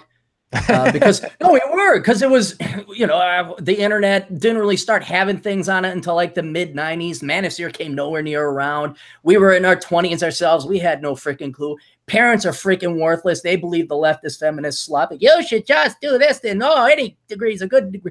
All that we had. And there was no way to really compare notes. Like you thought, well, maybe there's something wrong with this school, or maybe there's something wrong with this town. And it wasn't until I was like 25, 26, did you realize, holy crap, it's nationwide. But as you said before, TJ, now there is no excuse. Right. You could be clueless in the analog world. Now there is no way, with daily articles written about the insanity going on in the public schools or whatever else, there's no way you don't know this. Well, it's people choosing to. It's written about everything. Anything you want to know about, anything. You can look it up. Anything you're curious about. It reminds me of an article that Matt Forney wrote years ago at some point saying, look, if you're a guy who hasn't done his homework now with the internet about the situation with marriage and all that other stuff, we have a right to not feel sorry for you when bad things happen to you, when you make a bad life choice in that regard, because you have no excuse. You may have had an excuse in the 90s before the internet when this material was not available, like William Farrell or whatever his name is, Will Farrell. What was the name of that guy? Will Ferrell. Not Will Ferrell. Why am I thinking? Elf, right? No. There was that male feminist guy. He wrote The Myth of Male Power or something like that. But that was basically the only book available at the time. But you had to know where it was. You couldn't go search on Google. Now was it Warren Farrell? Was it Warren? Yeah, Warren Farrell. Yeah, Warren Farrell.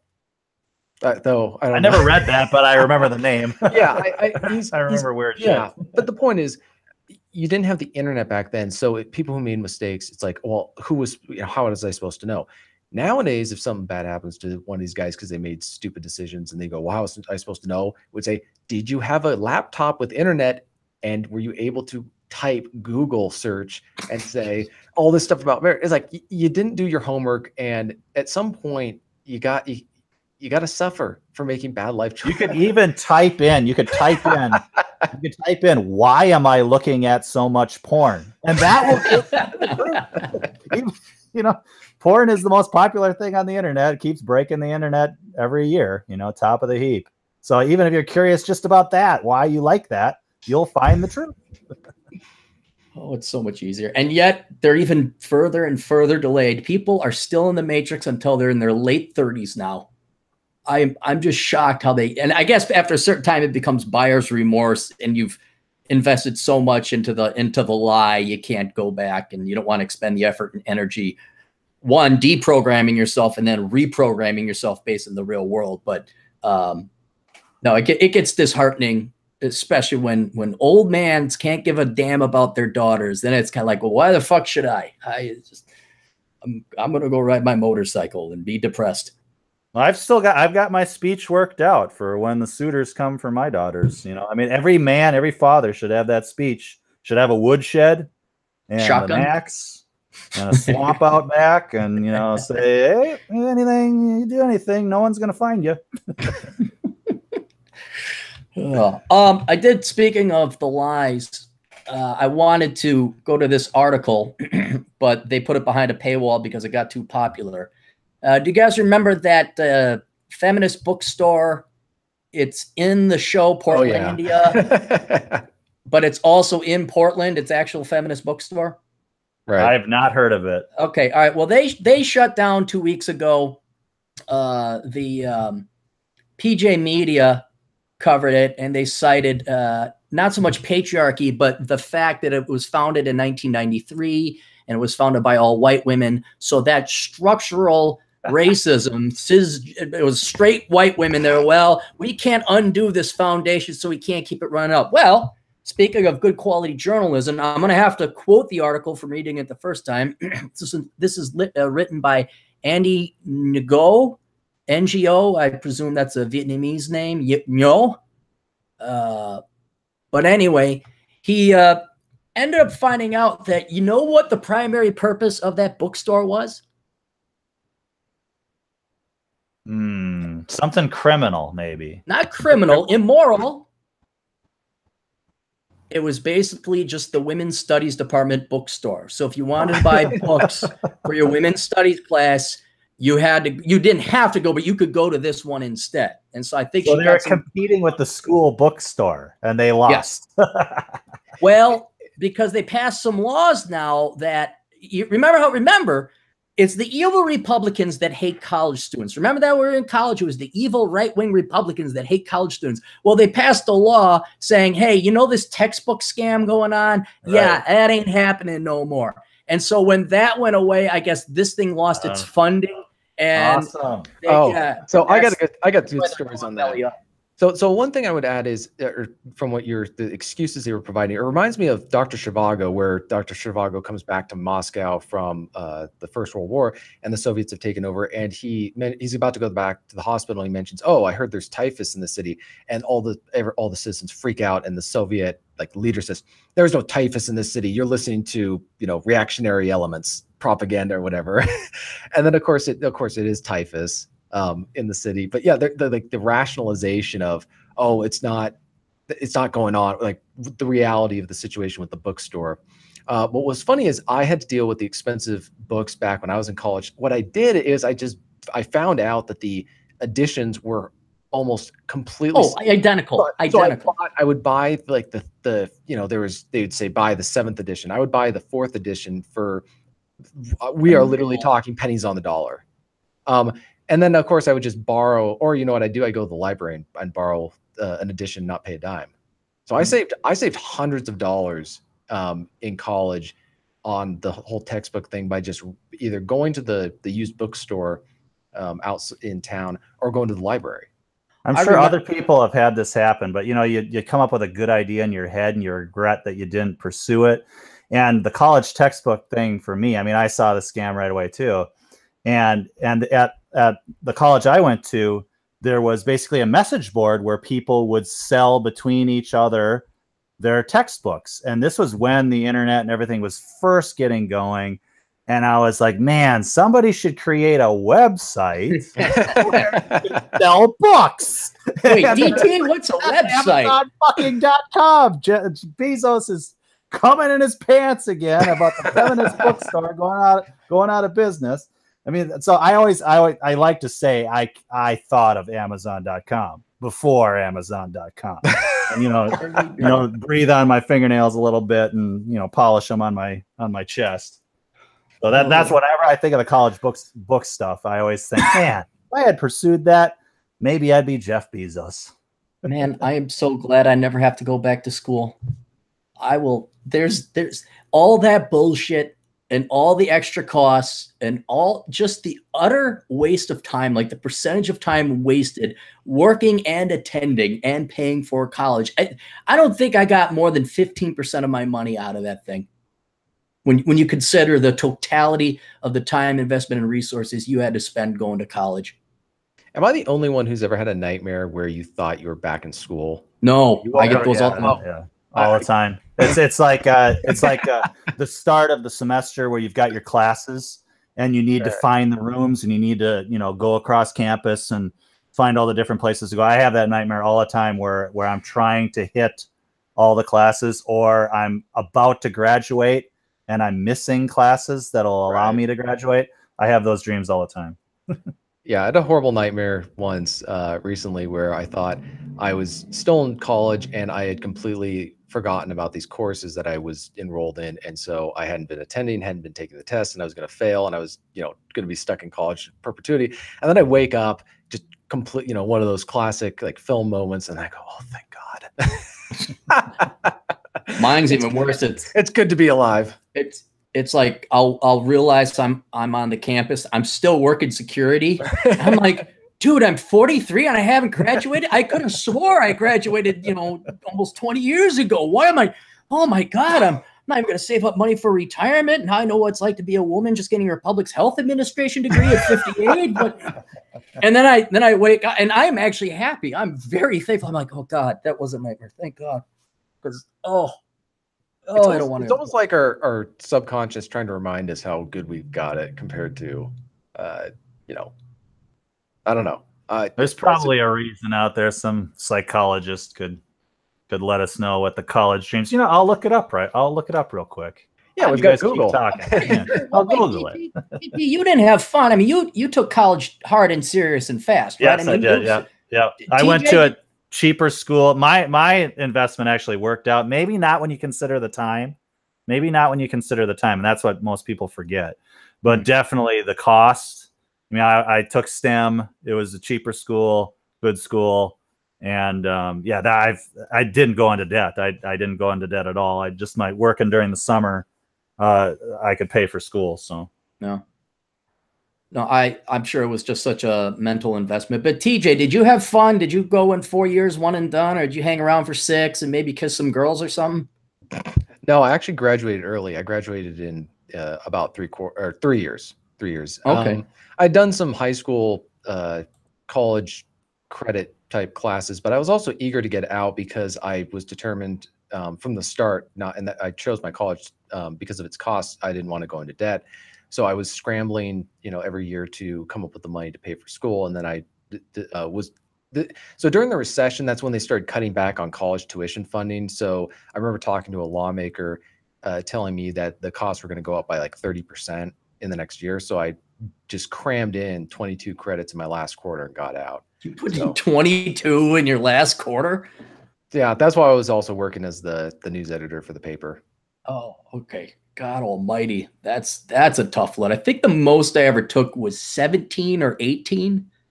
But that's only because I could study on my job. Now, to be fair, one of the classes had me required that I work out for 2 hours a day. So it wasn't like I was sitting in a classroom. I just had to go work out every single day for 2 hours, which I wasn't, it wasn't torture.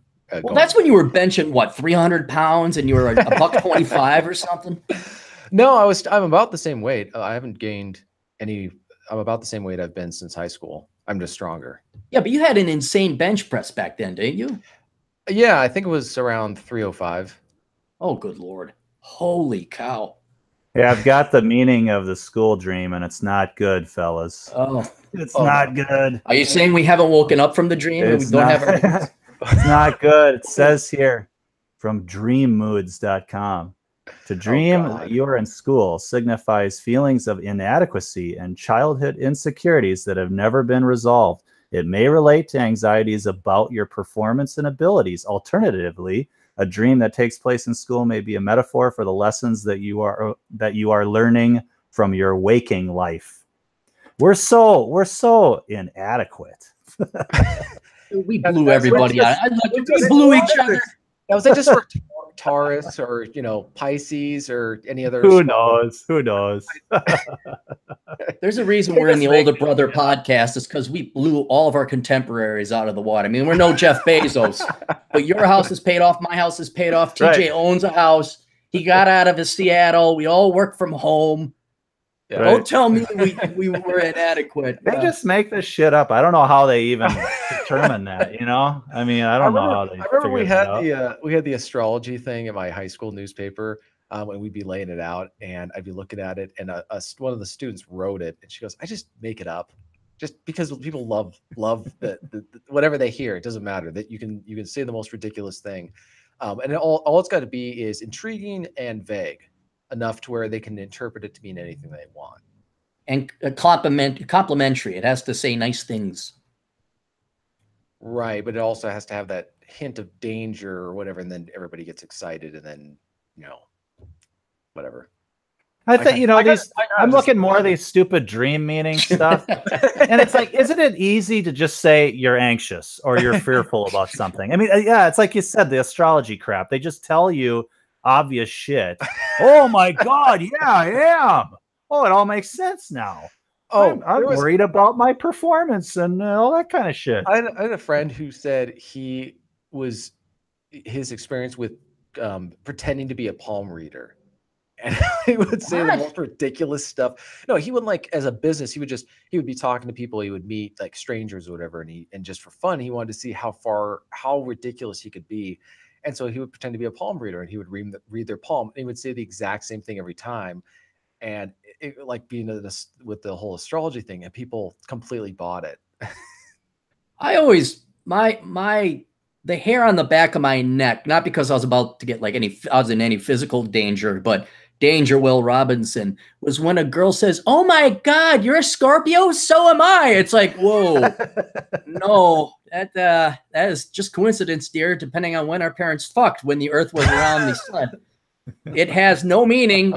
You know, I'm a Scorpio. We just got such attitudes and personalities, but we're strong leaders. Like, no, you still live at home with your parents. No, I wouldn't trust you with anyone at all.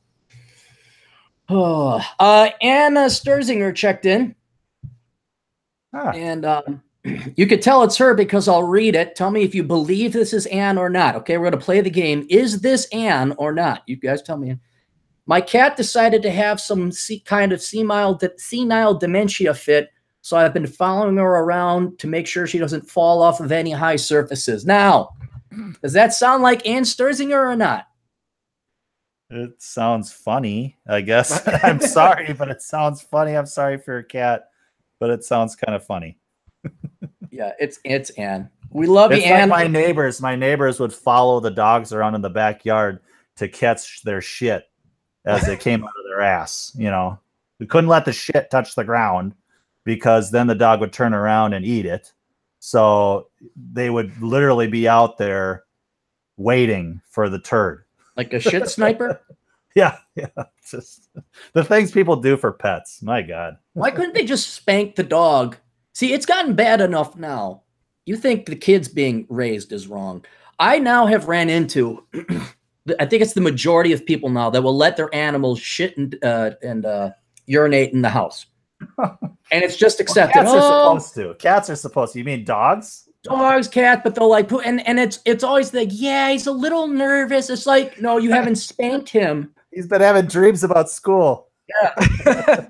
No, I think what drives me nuts is how they'll let their dog just bark.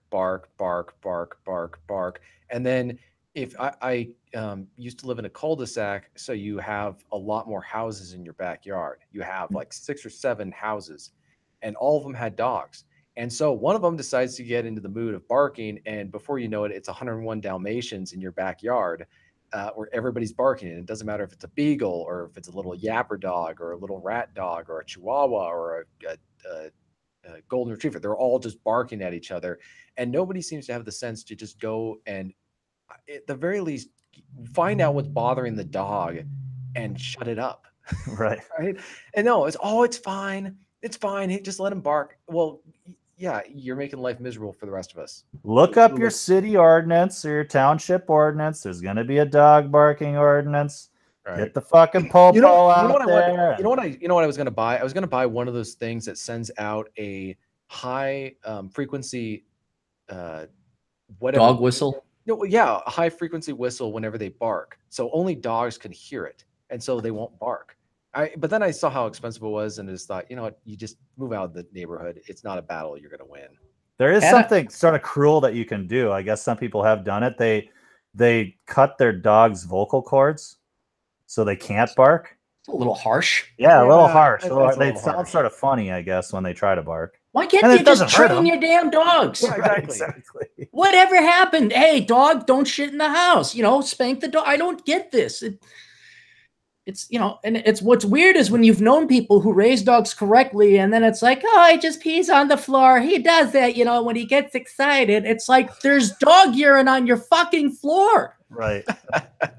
It's like, yeah, it's okay. I mean, we're going to be back in grass huts living on this, you know, Serengeti, you know, having animals defecate in our houses and our huts because, you know, it's just how it goes. Well, people have replaced kids with pets for sure. Absolutely. I mean, it's really pathetic. You know what's crazy? They've started to change this policy at grocery stores where they say now you cannot bring in your dog unless it's a service dog. We don't care. It's not your child. It's not your emotional comfort thing because you don't have any kids of your own. So, but what used to happen is they would bring their dogs in, and of course their dogs would, who knows what they've got on their paws, but then they would put the dogs in the shopping carts. And I remember one time some lady had her dog in a shop, like the area where you put your food and all that. And so its ass is sitting there. Yeah. And now I don't necessarily, it depends on how long and what the temperature is outside leaving your dog in the car. Well, of course, then you walk by their car and the dog's like barking right at the window and you just want to smack it. But then you realize somebody didn't train it right, or it's been in that car. It's not its fault or whatever. But it's just, yeah, you're right. They're being replaced. They're replacing kids. You've got the whole dog mom or dad. Fur babies. Oh, gosh. I have my fur baby. My dog is my child. When you like Reese too, you're not exactly anti-dog either. Well, no, I'm not anti-dog. I was just if he barks, I yell at, or I basically discipline him. And he does. I don't leave. They're him not in the car. humans. Yeah, I don't treat him like a human, and I don't expect to be able to take him. You know, if I can take him to a winery or to a brewery, and they allow my dog to be there, the dog to be there, that's great. But if they don't, I'm not going to get upset about it and think they don't want my. Yeah, everybody needs to watch Old Yeller before buying a pet. Right. No, if you look at that kid and say that kid's cruel, that kid's evil, then you shouldn't have a dog. If you watch and say it's sad but necessary, then you are emotionally equipped to have a dog. Right. Or, I don't know you scoring any tail with Reese there?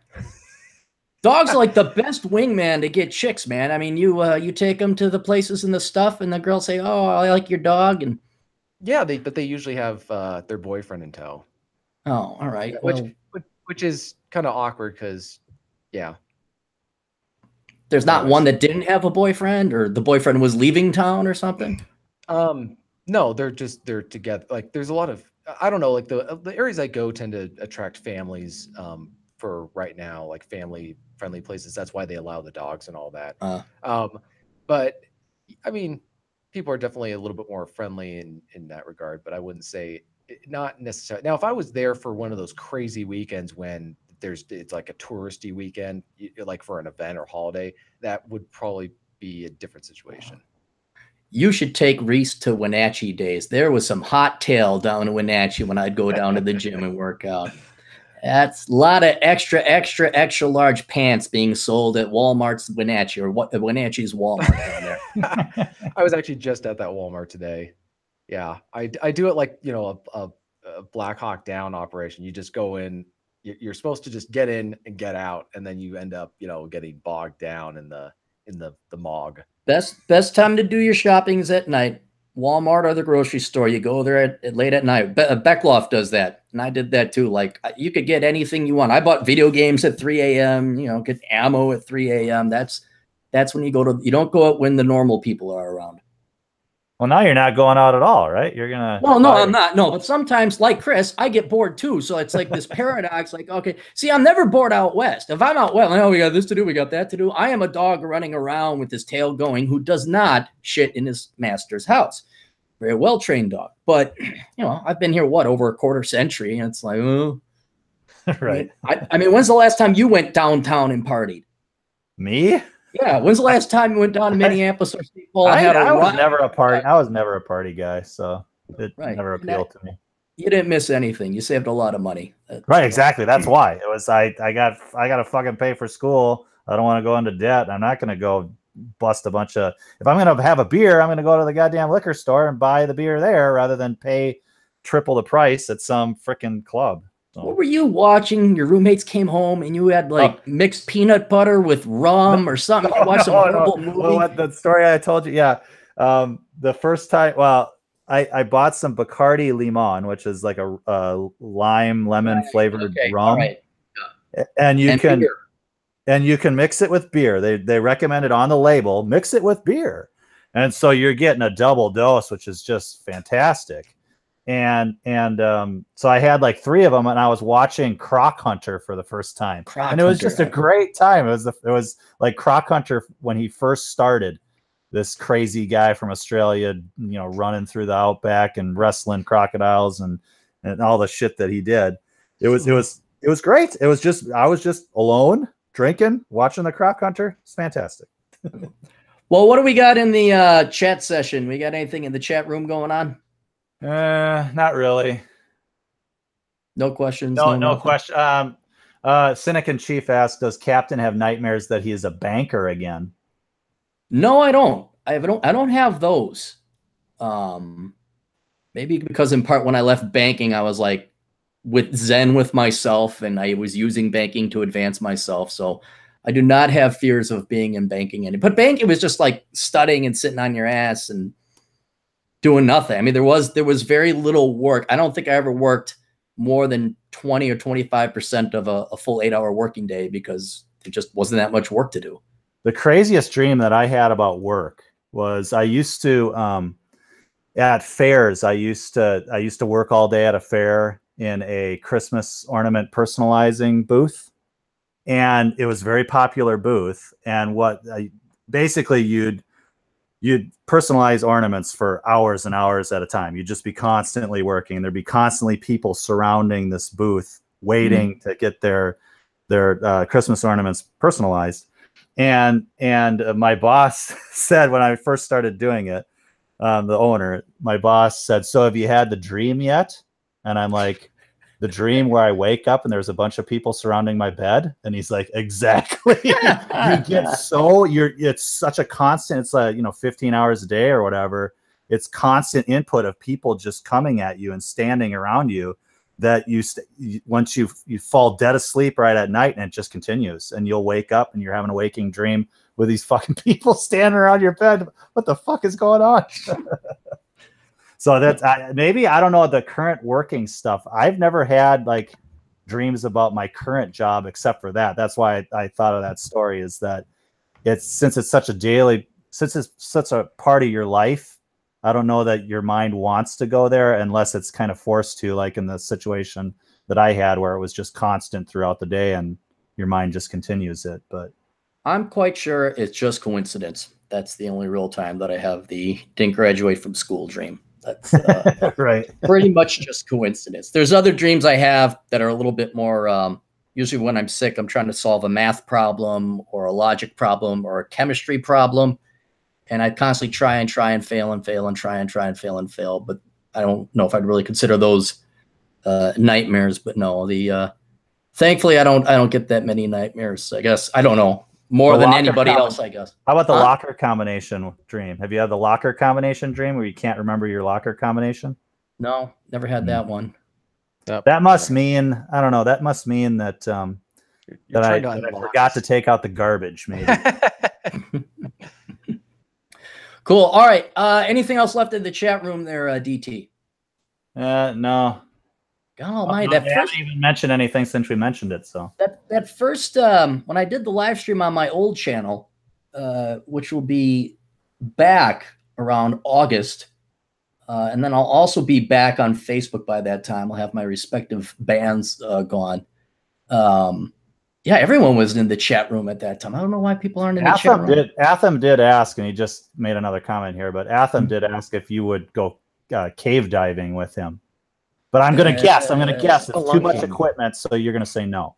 No. Well, it depends how long we're in there. I wouldn't be against it, but I got to learn how to scuba first. I mean, that's not something you just go take a weekend camp and, okay, here's a dark, murky cave, and I'll go swim in it.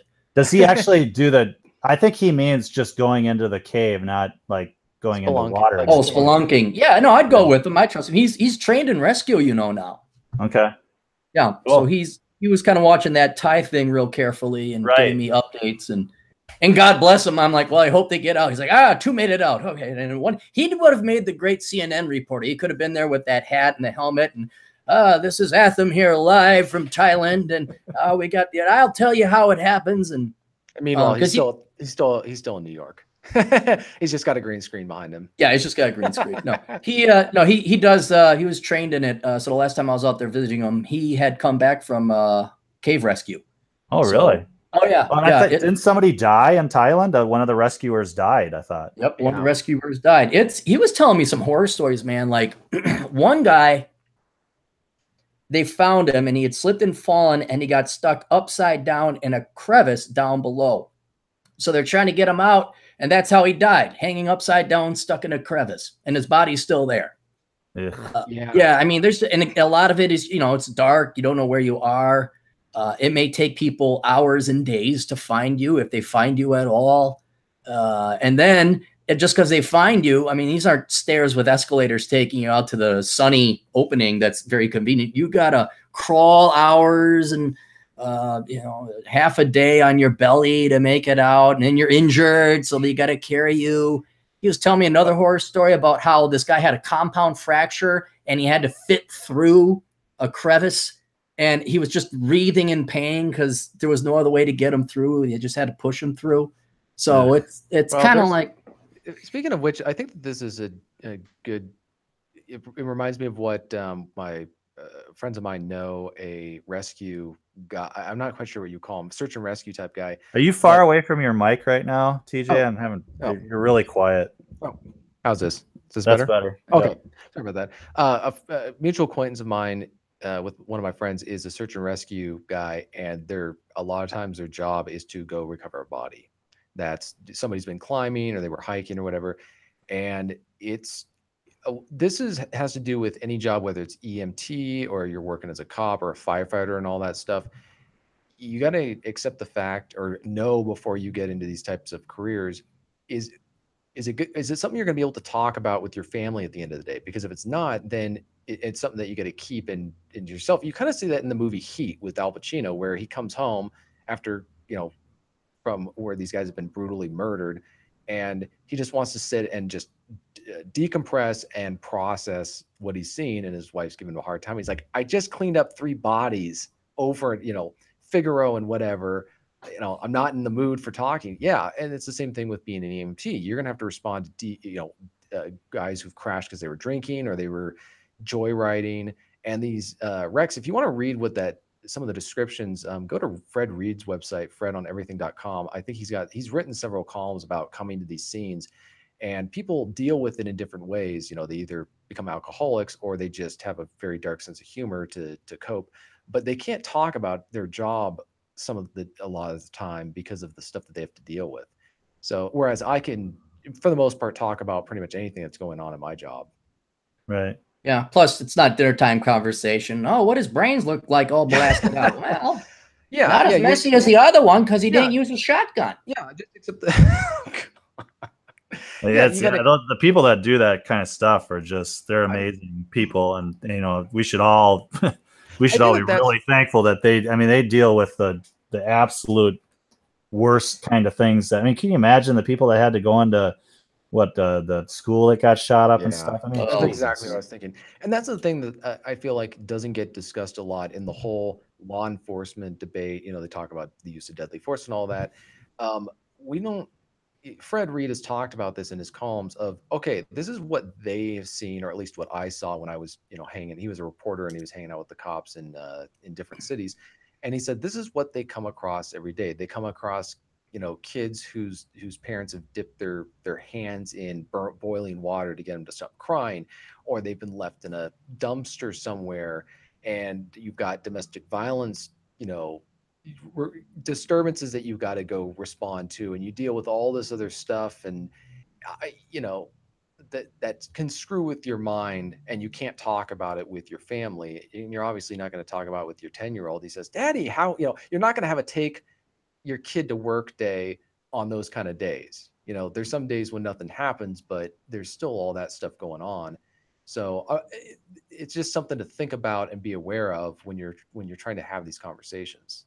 You're saying they're not going to have visit the morgue and have dental identification day with your son? They're not going to have that? Not going to be a thing? There's a lot of jobs where they're just not. I mean, for practical reasons. And again, this isn't a moral thing. It's just there are some jobs where you are not going to be able to come home at the end of the day and fully. You're going to have to keep a lot of stuff. Oh, we got it. We got it. Right. We know. And so be aware of that before you pick those careers.